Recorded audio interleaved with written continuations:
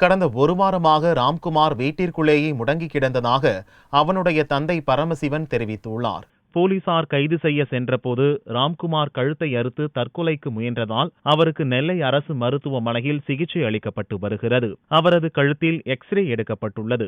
அவசர சிகிச்சை பிரிவில் அனுமதிக்கப்பட்டுள்ள ராம்குமாருக்கு தீவிர சிகிச்சை அளிக்கப்பட்டு வருகிறது.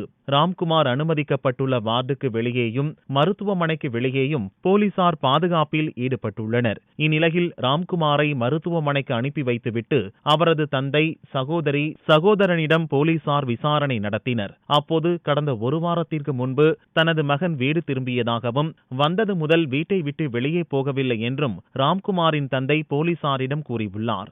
மேலும் இந்த கொலையில் ராம்குமாரின் நண்பர் ஒருவருக்கும் தொடர்பு உள்ளதாக தெரிகிறது. அவரையும் பிடிக்க போலீசார் நடவடிக்கை எடுத்துள்ளனர்.